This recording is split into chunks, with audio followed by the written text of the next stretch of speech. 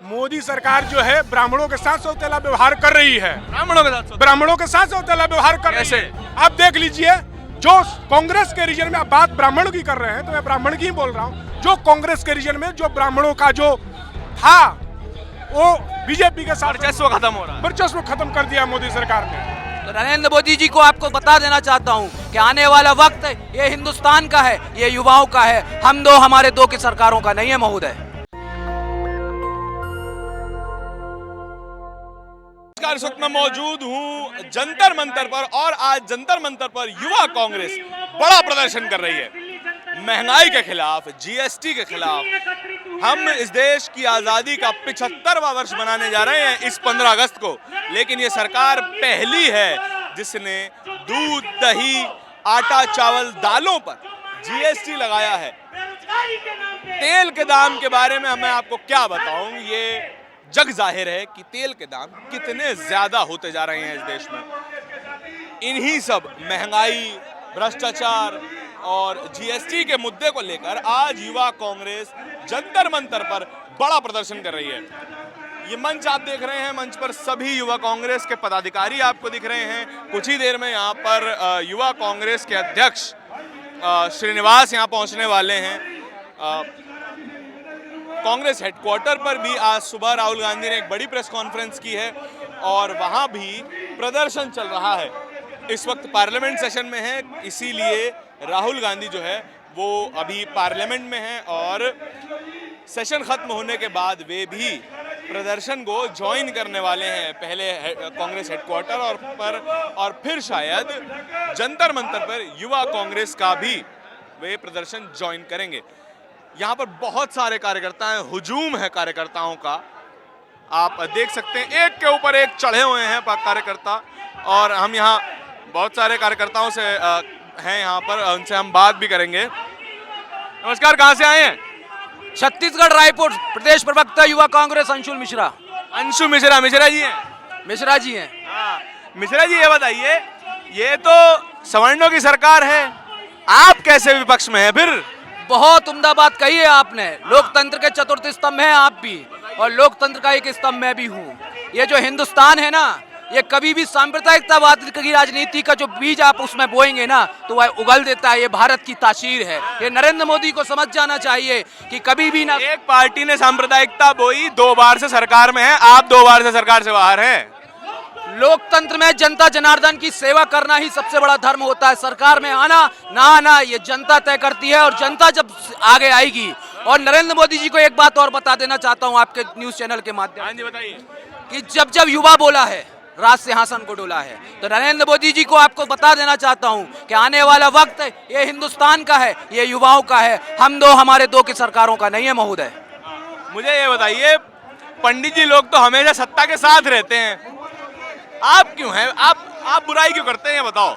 ये जो आपकी एक भ्रामक स्थिति बनी हुई थी कि पंडित जो लोग रहते हैं सत्ता के साथ रहते हैं पंडित, तो ये पंडित इतिहास में देखिए आप, अंग्रेजों के साथ रहे, मुगलों के साथ रहे, हर राजा के साथ पंडित रहे। थोड़ा सा आपको मैं करेक्ट कर देना चाहता हूँ महोदय, पंडित सत्ता बनाने के लिए तत्पर रहते हैं, सत्ता के साथ नहीं रहते। अगर सत्ता विपरीत में चले तो सबसे पहले पंडित उसका विरोध करता है। अच्छा जी, बहुत बढ़िया। आप कहाँ से आए हैं? रायपुर से। रायपुर से क्यों आए हैं आज जंतर मंतर पे? ये जो प्रोटेस्ट चल रहा है, संसद का घेराव करने आए हैं। और इस देश में जो सरकार बैठी है, जो इस देश के लोगों के संपत्ति को, इस देश के संविधान के साथ खिलवाड़ करने में लगी हुई है, उसका क्या खिलवाड़ कर रही है संविधान के साथ, समझाइए। संविधान के साथ ये खिलवाड़ी तो है।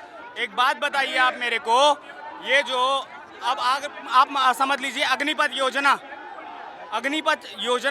हमारे देश में अगर आप कहें तो सेना को हम बहुत अच्छा मानते थे। सेना का जो रोजगार सेना का जो रोजगार था तो उसको देश सेवा मानते हैं, लेकिन ये सरकार ने उसको टेंडर बेस कर दिया। 4 साल की देश सेवा ठीक नहीं है? 4 साल का कौन देश सेवा करता है? ठीक है, देश सेवा तो कर रहा है लड़का, लेकिन उसके बाद 4 साल के बाद उसके भविष्य की भी तो गारंटी होनी चाहिए ना। क्या गारंटी है? 11 लाख रुपए दे के आप उसके। कितने साल के हैं? मैं हूँ 23 साल का। 23 साल में आपको मैं 11 लाख रुपए आपके हाथ में दे दूं, कैसा रहेगा? बढ़िया रहेगा ना? वो 11 लाख ज्यादा से ज्यादा ना 5 साल चलेगा। पढ़ाई पे लगाइए और अच्छे ह्यूमन रिसोर्स बनिए, बढ़िया नौकरी लीजिए। रोजगार दे रहे हैं, ग्रेजुएट हूँ, रोजगार नहीं है। 2 करोड़ रोजगार का वादा किया था, कहाँ है 2 करोड़ रोजगार?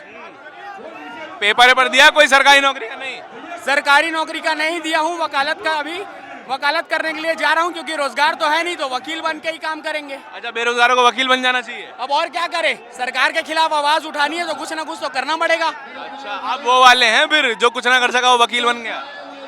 जो कुछ नहीं करता वही सब कुछ करता है, और इस देश का हर युवा हर चीज कर सकता है, लेकिन अगर ये सरकार उसको मौका दे तो। बहुत बढ़िया। आप बताइए मंत्री जी, कुछ कह रहे थे? मैं ये कह रहा था कि अग्निवीर योजना जो है महोदय, हाँ, जब एक लड़का 20-21 साल का 4 साल की देश सेवा करेगा, आप पूछ रहे थे, देश सेवा करने के बाद उसको 11 लाख रुपए मिल जाएगा, वो बच्चा रिटायर हो जाएगा। हिंदुस्तान में ऐसा समय आने वाला है कि बाप सेना में नौकरी करेगा और बच्चा रिटायर होकर घर बैठेगा। ये कहाँ से हिंदुस्तान का विजन है? आप भी युवा हैं, मैं भी युवा हूँ। मुझे एक युवा का नाम बताइए जिसकी उम्र 23 साल है, उसके पास एक अच्छा खासा अमाउंट है और वो अपनी पढ़ाई पे खुद पैसा खर्च कर सकता है। जीता जागता उदाहरण अंशुल मिश्रा है आपके सामने। अंशुल मिश्रा जैसे लाखों युवा हैं ऐसे पिताजी क्या करते हैं आपके? मेरे पिताजी शिक्षक है और मेरा एक बहुत अच्छा कार्यक्रम है, मेरा एक अच्छा बहुत व्यापार चल रहा है। आज से 15 साल पहले से मैं सभी का व्यापार नहीं होता सर, सबका हो सकता है। आप हिंदुस्तान की जीडीपी आज माइनस में जा चुकी हुई है, तो कहां से व्यापार बढ़ेगा सर? आप जीडीपी को स्ट्रांग करिए, व्यापार अपने में आएगा। लिबरलाइजेशन का नाम आपने सुना होगा। आज हिंदुस्तान में क्या लिबरल बचा है, आप मुझे बताइए। आज पुलिस प्रशासन का जो दुरुपयोग किया जा रहा है, कभी हमने सपने में नहीं सोचा था कि दुरुपयोग हिंदुस्तान में आज के पहले कभी होगा इस प्रकार का। कांग्रेस ने कभी दुरुपयोग नहीं करा? कांग्रेस कभी भी दुरुपयोग की राजनीति से अपने आप को अछूता गिनवाऊं? बहुत सारे गिनवा दो, उसका जवाब देने में तैयार हूँ। बिल्कुल। जब निर्भया कांड हुआ था, दिल्ली में प्रदर्शन हो रहे थे, यही कांग्रेस की सरकार थी, वाटर कैनन चलवाती थी प्रदर्शनकारियों पे। बहुत अच्छा, आपको निर्भया कांड याद है ना? उसके बाद हमने और आपने सबने मिलकर एक दृढ़ संकल्प लिया था कि हिंदुस्तान में वाटर कैनन चलवाई थी कि नहीं चलवाई थी, बताए हाँ या ना बताओ। मैं जवाब दे रहा हूँ, वाटर कैनन भी चली थी, हाँ बोल रहा हूँ, लेकिन इसका जवाब आप प्रदर्शनकारियों पे लाठियां चली थी कि नहीं चली थी? प्रदर्शनकारियों पे आंसू गैस के गोले चले थे कि नहीं चले थे? एक सेकंड में मैं कंप्लीट कर रहा हूँ कि जब निर्भया कांड में हमने और आपने मिलकर शपथ खाई थी कि शपथ में ये होगा कि आज के बाद कोई भी निर्भया यहाँ पैदा नहीं होगी, लेकिन नरेंद्र मोदी जी के आने के पास बेटी बचाओ बेटी बढ़ाओ का नारा वो देते हैं ना, कभी कभी उनकी जुबान फिसल जाती है कि बेटी बचाओ और बेटी पटाओ का नारा कभी कभी वो दे देते हैं। तो उसके बाद कितनी निर्भया आई और आपको और हमको भी ये नहीं पता कितनी निर्भया आई। क्यों? क्योंकि पहले लोकतंत्र के चतुर्थ स्तंभ पर A to Z बातें पटल पर रखी जाती थी। आज हिंदुस्तान का ये आलम है कि वो साठ गांठ करके अपनी बातें कर लेते हैं, काम कर लेते हैं और आपको हमको पता नहीं चलता है। देखिए, कांग्रेस ने भी ईडी की रेडें बढ़वाई हैं, ठीक है। पी चिदम्बरम जी जब सरकार में थे, मंत्री थे, अमित शाह जी को जेल भेजा। आज अमित शाह जी वही कर रहे हैं। कांग्रेस के कदमों पे चल रही है बीजेपी। बहुत उम्दा प्रश्न है यह। प्रश्न आपका इतना वाजिब है कि आपके श्रीमुख में सरस्वती विराजमान हो गई। अच्छा, हाँ, इसका जवाब मैं दे रहा हूँ। कांग्रेस का थोड़ा सा आपको इतिहास उठाकर आवश्यकता है, उठाने की जरूरत है, और कांग्रेस के संस्कार जानने की आवश्यकता है। जो संवैधानिक एजेंसियां होती हैं लाइक ईडी, आईटी, पुलिस प्रशासन, उसका दुरुपयोग कांग्रेस कभी नहीं करती। उसका दुरुपयोग इसलिए नहीं करती, आज तक नहीं किया। आज तक नहीं किया। फिर दोबारा गिनवाऊंगा, आप गिनवाओगे, उसका जवाब मैं दूंगा। पहले मेरे को इस बात का प्रश्न का जवाब दे देने दो। पी चिदम्बरम जी ने कभी नहीं भेजा अमित शाह को जेल। अमित शाह के कृत्यों ने, अमित शाह के कर्मों ने उसको जेल भेजा है। और मैं तो यह कहता हूं कि ईडी के छापेमारी हो रही है, राहुल जी के ऊपर हो रही है, सोनिया जी के ऊपर हो रहा है। ब्रेकिंग न्यूज दे रहा हूं आपके न्यूज चैनल के माध्यम से। हिम्मत नहीं उनको अंदर करने की, क्योंकि जो सच होता है ना वो तो पता है नहीं कर पाएंगे, है ना। सुनिए, जिसके बैंक अकाउंट में सैकड़ों करोड़ों रुपया हो ना, उसको जेल में नहीं डाला जा सकता है। महोदय, आपने कभी सैकड़ों करोड़ों रुपए किसी के अकाउंट में देखे हैं? अरे मेरे दोस्त, बस देखो, सत्यता की बात अगर करोगे, मैं तो यह कहता हूँ कि सत्य परेशान। राहुल जी के अकाउंट में नहीं हो सकते? बिल्कुल नहीं हो सकते, मेरा वादा है। मर्सिडीज में कैसे घूमते थे? मर्सिडीज में कार्यकर्ताओं द्वारा प्रदत्त मर्सिडीज है, क्यों नहीं घूमे? आप क्या चाहते हो कि पैदल घूमे, सड़कों पर घूमे? सड़कों पर ही घूमते आप चाहते हो ना? मैं चाहता हूँ। सड़कों पर ही घूम रहे हैं, सड़कों पर ही 700D BMW से नहीं घूम रहे जैसे हमारे देश के हुक्मरान घूम रहे हैं। टैक्स पेयर का पैसा है हुक्मरान के पास, हुक्मरान के पास है टैक्स पेयर का पैसा, हमारे पास तो सिर्फ जज्बा है, गरम खून है, रूहानी खून है, हिंदुस्तान की आवाज है हमारे पास। अच्छा ये बताइए, यहाँ से अगर डिटेन कर लिया जाता है क्या प्लान है? सॉरी आपका प्रश्न नहीं सुना। मैं कह रहा हूँ यहाँ से अगर डिटेन कर लिया जाता है क्या प्लान है आगे? इसके बाद ये चेतावनी है नरेंद्र मोदी सरकार को। हिंदुस्तान में आपको मैंने पहले ही बताया, हिंदुस्तान की जो तासीर है ना महोदय, वो कभी भी देश विरोधी नहीं हो सकती, हिंदू मुस्लिम विरोधी नहीं हो सकती, कभी भी भाई को भाई से लड़ाने की नहीं हो सकती। ये मैं अपने दिल से बात बोल रहा हूँ, किसी मीडिया पर नहीं बोल रहा हूँ। अगर इस प्रकार की कृत्य मोदी सरकार करती है तो ये मैंने चेतावनी दी है उनके लिए। उसके बाद सड़कों पर अहिंसावादी तरीके से, क्योंकि हम कांग्रेस के कार्यकर्ता हैं, अहिंसावादी तरीके से हम लोग जमीन की स्तर की लड़ाई लड़ेंगे, क्योंकि हमारा पुराना इतिहास है। पहले हम गोरों से लड़े थे, अब हमारा जिम्मेदारी चोरों से लड़ने का, तो चोरों से लड़ेंगे। क्या बात है। देखिए कांग्रेस के पास बोलने वाले वक्ता बहुत जबरदस्त है, ये बात तो मैं मानूंगा, और बीजेपी के पास भी कम नहीं है। यहाँ पे इस वक्त बहुत सारी भीड़ है, बहुत सारे लोग हैं। आज हम पूरे दिन आपको यहीं से अपडेट्स देंगे कि क्या हो रहा है। कहाँ से आए सर? मैं बिहार से आया हूँ, बिहार से इस प्रोटेस्ट में शामिल होने के लिए आया हूँ। अच्छा क्या नाम है? मनीष चौबे। मनीष चौबे जी सर। अच्छा जी, चौबे जी करते क्या हैं? हम लोग तो भैया समाज सेवा करते हैं, देश की सेवा करने का काम करते हैं। हाँ, देश सेवा से खर्चा पानी थोड़ी चलता है। अरे खर्चा पानी चलाने के लिए अलग अलग टाइप की अपनी काम धंधा होती है, अलग चीज है, लेकिन बिजनेस करते हैं क्या? हम लोग का काम धंधा है, लेकिन जो काम धंधा के साथ साथ हम लोग देश की सेवा और कांग्रेस पार्टी के लिए काम भी करते हैं। क्या बिजनेस है? हाँ? क्या बिजनेस? हम लोग किसान हैं। किसान है। हाँ, इस किसान को ही अपना व्यवसायिक पर्पस में किसानी करते हैं हम लोग। अच्छा अच्छा अच्छा। क्या कैसे परेशान है जी? हैं चौबे जी, आप तो ब्राह्मण हैं, है ना? ब्राह्मण तो हमेशा सत्ता के पास में रहते हैं, सत्ता के समर्थन में रहते हैं, आज कैसे विपक्ष में है? मोदी सरकार जो है ब्राह्मणों के साथ सौतेला व्यवहार कर रही है। ब्राह्मणों के साथ सौतेला व्यवहार कर कैसे? रही है। आप देख लीजिए, जो कांग्रेस के रीजन में आप बात ब्राह्मणों की कर रहे हैं, तो मैं ब्राह्मण की ही बोल रहा हूँ। जो कांग्रेस के रीजन में जो ब्राह्मणों का जो था, वो बीजेपी के साथ वर्चस्व खत्म हो रहा है। वर्चस्व खत्म कर दिया मोदी सरकार ने। अच्छा, तो मतलब क्या जातिवाद के बारे में क्या समझते हैं? जातिवाद है कि नहीं है? जातिवाद तो बीजेपी की सरकार में कूट कूट कर है। कैसा जातिवाद? सभी प्रकार की जातिवाद है। हाँ, बताइए थोड़ा। जो जहाँ काबिज है उस वहाँ उस तरीके। लेकिन कांग्रेस जो था सभी जाति धर्मों के लोगों को लेकर चलने वाला जो पार्टी है, लेकिन जो ब्राह्मणों के खिलाफ पार्टी है क्या? कौन? बीजेपी। मैं कह सकता हूँ कि ब्राह्मणों के खिलाफ पार्टी है। एकदम 100% ब्राह्मणों के खिलाफ पार्टी है। आप देख लीजिए। क्यों लगता है आपको ब्राह्मणों के खिलाफ? आप कहाँ शीर्ष पर एक भी ब्राह्मण दिखा दीजिए जो बैठे हुए हैं। क्या बात? वो कौन है बताइए? कौन मंत्री है ब्राह्मण? सेंट्रल सेक्रेटेरिएट में 80, सुनिए ना, सेंट्रल सेक्रेटेरिएट हटाइए ना, मंत्रिमंडल में कौन है ब्राह्मण? हमको दिखाइए। मंत्रिमंडल में कौन है? बता रहा हूँ। सुनिए, जो नेता होता है ना, वो सरकार नहीं चलाता है, IAS PCS ये सब चलाते हैं, ठीक है? मैं बताता हूँ आपको, मैं बताता हूँ आपको। सेंट्रल सेक्रेटेरिएट में 80 सेक्रेटरी हैं, 80 में से एक ओबीसी है, एक SC है, ST एक भी नहीं है, सारे ब्राह्मण हैं। तो भैया वो तो अपने क्वालिटी के बल पर आए, अपने मेहनत के बल पर, तजुर्बे के बल पर आए, वो अलग चीज है। वो एक अलग विषय वस्तु है कि आप रेलवे में इतने हैं, उसमें ये एक अलग विषय। सेक्रेटरी तो सरकार लगाती है, ब्राह्मणों को लगाया उन्होंने? अनपढ़ को लगाएगी, अनपढ़ गवार को लगाएगी। नहीं, मैं कह रहा हूँ सेक्रेटरी सरकार लगाती है, सरकार ने सारे ब्राह्मणों को लगाया, तो आप कह रहे हैं कि ब्राह्मण विरोधी है? कैसे? अरे भैया, मंत्रिमंडल में कितने हैं? सरकार को सेक्रेटरिएटों का हैंडल कौन करता है? अच्छा, सरकार करती है। ब्राह्मणों को होना चाहिए, एकदम होना चाहिए।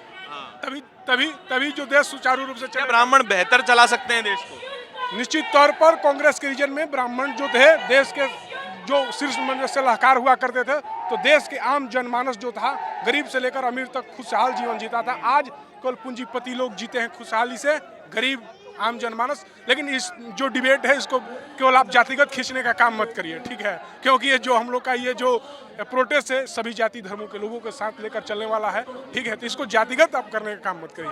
चलिए, देर में समझे आप। ये बताइए कि ऐसी क्या समस्या है कि देखिए GST लगेगा तो ज्यादा कर आएगा सरकार के पास, ज्यादा विकास होगा, थोड़ा GST झेल लीजिए, क्या दिक्कत है विकास के लिए? भैया, गरीब आदमी पर क्यों GST लगा रहे हो? दही पर GST लगाने से कौन सी विकास होने वाली है? ये बताइए। आप एक तरफ तक गैस उज्ज्वला योजना के माध्यम से सबके पास गैस चूल्हा भिजवा देते हो, और और सब्सिडी भी हटा देते हो और गैस का दाम 1200 रुपया कर देते हो। अब बताइए इस जीएसटी का, इस विकास का क्या फायदा? सरकार कह रही है थोड़ा सा कष्ट झेल लीजिए, आगे देश सोने की चिड़िया बनेगा। जो अपने पूंजीपति मित्रों के आप जो कर्ज जो माफ कर रहे हैं उसको आप माफ मत करिए ना, गरीब लोगों का कल्याण करिए, पूंजीपतियों को पर लोड दीजिए। जिसका 100 रुपया रोज इनकम है आप उस पर क्यों लोड दे रहे हैं? जिसकी इनकम ज्यादा हो उस पर ज्यादा टैक्स लगाओ। और क्या, जो गरीब जिसके पास 100 रुपया, राहुल गांधी पे बहुत टैक्स लगेगा। राहुल गांधी के पास कहाँ कोई इनकम का स्रोत बताइए क्या है? राहुल गांधी कोई सोर्स नहीं है इनकम का। बताइए इतने दिन से ईडीसीडी ने क्या कर दिया? इतने दिन के ईडीसीडी ने राहुल गांधी का क्या बिगाड़ लिया? सोनिया गांधी को क्या बिगाड़ लिया? कुछ बिगाड़ा नहीं तो प्रोटेस्ट क्या कर रहे हैं, मत कीजिए। अरे आप एक अच्छे व्यक्ति पर आप लांछन लगाने का काम करिएगा तो प्रोटेस्ट तो करेंगे। मैं आप चोर नहीं आपको कहूँगा आप चोर हैं। मैं कहूंगा कोर्ट में केस चला लीजिए। हाँ, तो डर कहाँ रहे हैं कांग्रेस? राहुल जी डर कहाँ रहे हैं? उनके वर्कर डर कहाँ रहे हैं?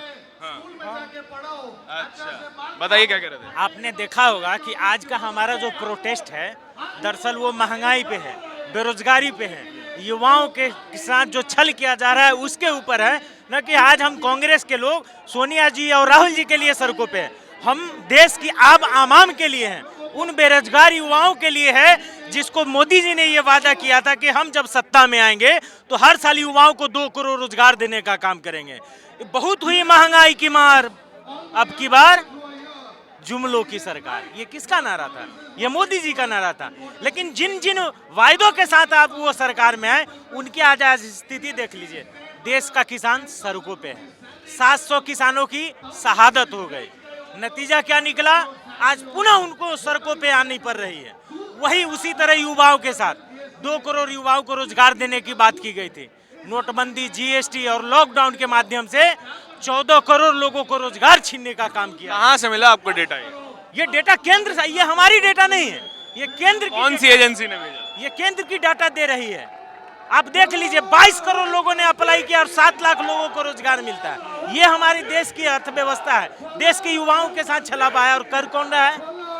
ये नए नए उस्मान हुए हैं तो प्याज छील के खा रहे हैं। हमारे बिहार में एक कहावत है, वही एक कर रहे हैं केंद्र की बीजेपी सरकार।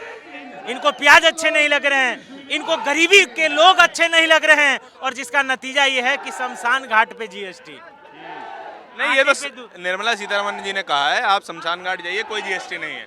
इनके कहने से होगा। आप कह रहे हो कि नहीं लगेगा, आप टैक्स लगा देते हो। आप कहते हो संसद में ये सब सभी अफवाह हैं, और आप ही का डाटा ये कहता है कि इन सारे चीज़ों पे, दूध, दही, मक्खन, पनीर, सारे चीज़ों पे जीएसटी लगा दिया गया है, आटे पे लगा दिया गया। तो हम खाएंगे क्या, निचोड़ेंगे क्या? देश के युवा सड़कों पे आ गए हैं, उनको रोजगार नहीं मिल रहा है, उनको काम नहीं मिल रहे हैं। अग्निपथ के योजना के माध्यम से उनको बेकार किया जा रहा है, उनको अपने कार्यालय में रोजगार देने की बात की जा रही है, जो कि बहुत बड़ी शर्म की बात है इन लोगों को। पहले 16 साल 18 साल की नौकरी होती थी आर्मी की, तब भी गार्ड की नौकरी मिल रही थी। 4 साल में है तब भी गार्ड की नौकरी, फर्क क्या है? आप समझिए, 4 साल के बाद तो वो और अपनी पढ़ाई पे पैसा खर्च करके और बढ़िया नौकरी ले सकता है। आप एक चीज बताइए, मैं युवा हूँ, आज हमारी उम्र 18 साल होगी। 4 साल बाद जब हम रिटायर होके आएंगे, हमारी शादी नहीं हुई है, और घर में जो मेहमान आएंगे शादी करने के लिए, वो क्या बोलेंगे? भाई आपका लड़का तो 4 साल में ही रिटायर कर गया, ये रिटायर लड़के से शादी कौन करेगा? ये पूरे देश के युवाओं की समस्या है, इसको समझिए। उनको अर्धसैनिक बलों में रिजर्वेशन मिलेगा 50% का।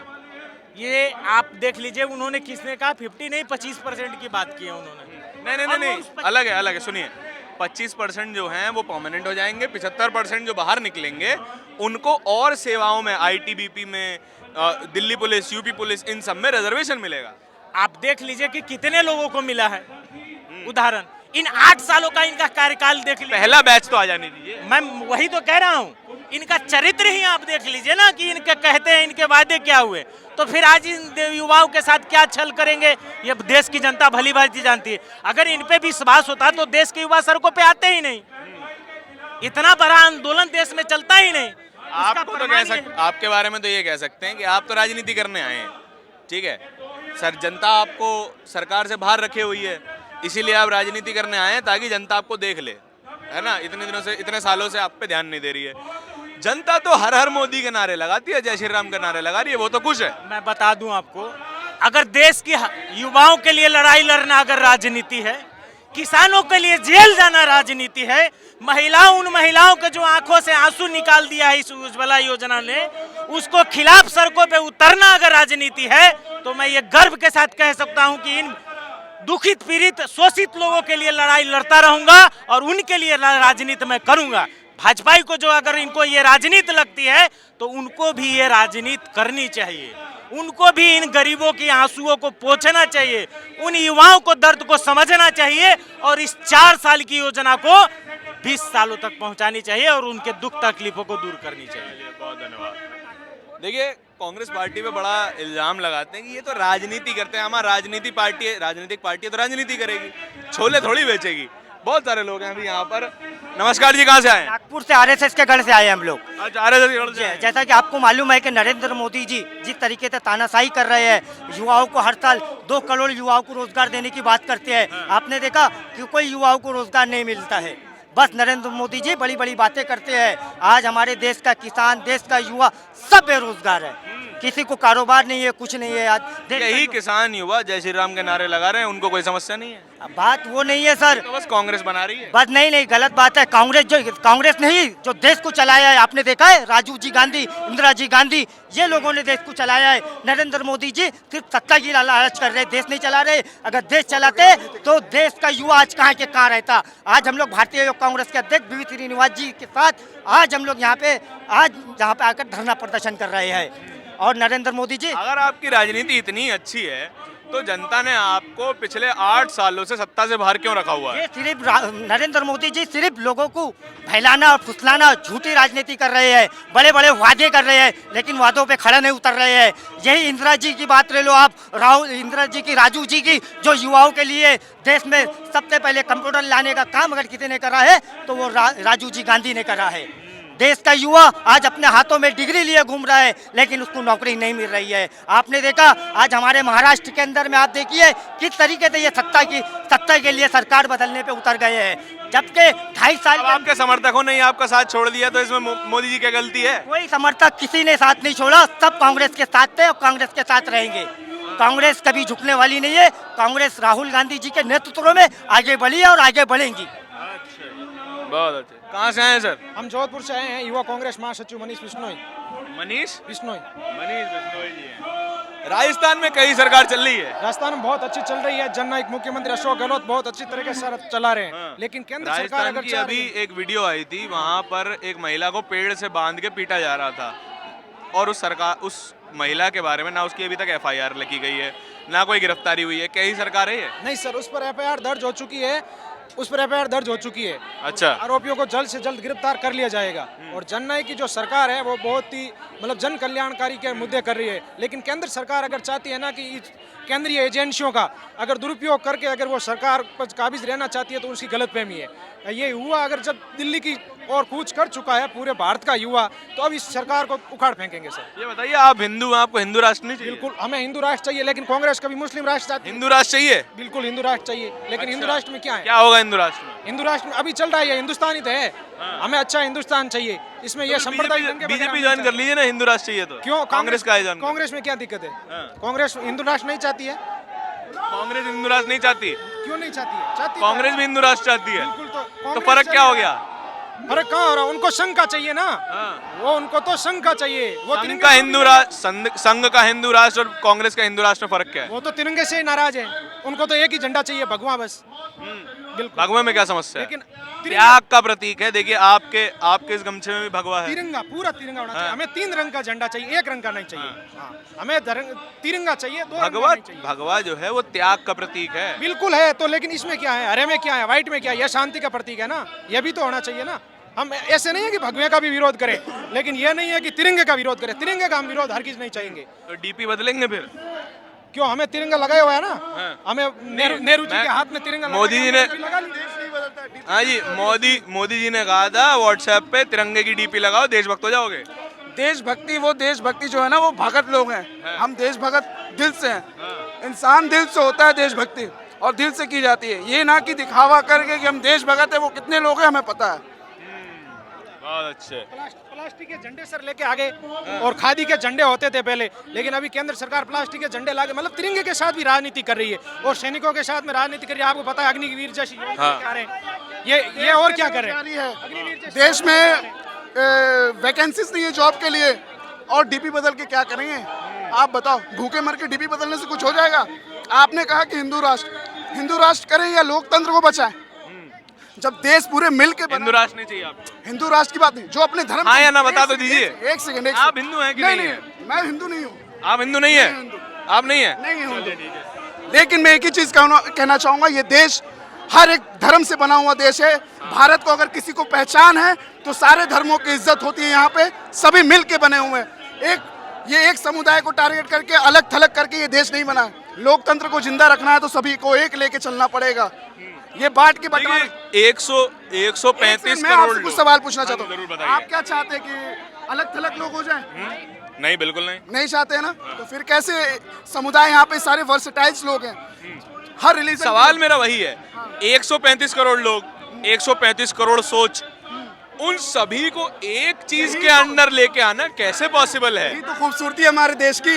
हमारे देश की सबसे अच्छी खूबसूरती क्या है कि जब घर से बाहर लोग निकलते हैं तो इंसानियत रहते हैं। वो रिलीजन जो है घर के अंदर ही तक रिलीजन है, चाहे वो हिंदू हो, चाहे वो मुसलमान हो, चाहे वो सिख हो, चाहे ईसाई हो, हर एक लोग एक दूसरे ये बताइए, जब घर से बाहर निकल के ही तो एक व्यक्ति की भीड़ हत्या कर देती है धर्म के नाम पे, ये भी तो इसी देश के नागरिक हैं। मैं आपको कुछ बातें बताना चाहूँ। ये कुछ चुनिंदे लोग हैं। कहा जाता है ना, समुद्र में एक मछली अगर गंदा रहे तो सारे तालाब को लोग गंदा कहते हैं। तो वही चुनिंदे लोग हैं जो ये हरकत कर रहे हैं। हम और आप ये नहीं चाहते। अगर ये हिंदू मेरा भाई है, मैं मुसलमान हूँ, आप पहचान सकते हो कि हम अलग हैं? नहीं अलग है ना, ये एक है। एकता ही, यूनिटी जिंदा रखना है। यूनिटी इन चोरों को हटाना है। मैं आपको एक चोर है, इन चोरों को हटाना है। मैं आपको एक चीज बता दे रहा हूँ कि देश में अगर खूबसूरती लानी है तो देश में एकताई की जरूरत है। लोकतंत्र का हत्या हो रहा। आज एक बात बताओ, ये जितने भी लोग हैं, एक भी लोग आपको वेटरन्स नहीं मिलेंगे, सारे युवा मिलेंगे। ये युवा यहाँ पे क्यों खड़े हैं? क्या हमें कामकाज नहीं है? हमें कमाना नहीं है? हमें अपने परिवार नहीं चलाना? लेकिन देश के लिए हम लोग लड़ रहे हैं। क्योंकि आज बेरोजगारी, सिलेंडर देखो 1100 रुपये, कमर्शियल सिलेंडर 2200 रुपये, सीएनजी 75 रुपये, आप देख लो पेट्रोल 100 रुपये। कहाँ जाएंगे लोग? जो हम इलाज कराते हैं उस बेड का 5% जीएसटी देंगे, मरे या चाहे जिए। दूध दही पे जीएसटी, कहाँ जाएंगे लोग? आप बताओ ना। जो मिडिल क्लास संख्या जो है देश में, मिडिल क्लास लोगों की संख्या ज़्यादा है, वो कहाँ जाएंगे? उनकी रोज़ाना की रोज़मर्रा की ज़िंदगी कैसे जिएंगे लोग? ये एक पॉइंट है। पॉइंट को लॉजिक पॉइंट को हम पकड़े। ये नहीं कि वो चोर है, ये मैंने उनसे नहीं कहा। उनका जो है वो सरकार तो अपनी मनमर्जी से चला रहे, लेकिन हम लॉजिक पे बात करेंगे। लॉजिक ये है, महंगाई, बेरोजगारी, लोग जो अब हर एक माँ बाप अपने बच्चों को, मुद्दों की राजनीति होनी चाहिए। मुद्दों की राजनीति होनी चाहिए। मुद्दा यही कहता है कि आज देश लड़चर हो गया। हमारा डॉलर देख लो, 80 रुपये डॉलर हो चुका है। आप देख लो, संसद में बहस नहीं हो पा रही है। संसद में बेरोजगारी पे, महंगाई पे बहस नहीं हो पा रही। ये कैसा देश है? आप ये बताओ। ये डिसिप्लिन है? मुद्दों पे राजनीति होनी चाहिए। हम किसी को एक दूसरे को आर्गुमेंट नहीं करेंगे, लेकिन जो मुद्दा है देश के लिए, अच्छाई के लिए, उस पर आर्गुमेंट करेंगे। देखिए, मुद्दों की राजनीति होनी चाहिए। नारों की आवाज इतनी तेज है कि मुझे बहुत चिल्लाना पड़ रहा है। देखिए, हम हमेशा आपसे कहते आए हैं, इस देश में ना किसी जाति की जरूरत है, ना इस देश में किसी धर्म की जरूरत है। इस देश में फुले पेरियार अंबेडकर की बातों की जरूरत है। उन्हें पढ़िए, उन्हें समझिए, और तब आपको इस देश के एसेंस के बारे में, इस देश की तासीर के बारे में समझ में आएगा। मुद्दों की राजनीति कीजिए और मुद्दों पर वोट दीजिए, तभी आपकी बातें सुनी जाएंगी। ऐसी ही कहानियां, ऐसे ही सवाल हम आप तक रोज लाते रहते हैं। कैमरे के पीछे मेरे साथी आशीष के साथ नेशनल दस्तक के लिए धारण की रिपोर्ट। धन्यवाद। नेशनल दस्तक की आपसे गुजारिश है कि अगर इसको बचाना चाहते हैं तो नेशनल दस्तक को सब्सक्राइब करने के लिए रेड कलर के सब्सक्राइब बटन को दबाएं, फिर बेल आइकन की घंटी दबाएं। नेशनल दस्तक को बचाने के लिए बहुत जरूरी है कि हर खबर को शेयर करें, लाइक करें, कमेंट जरूर करें।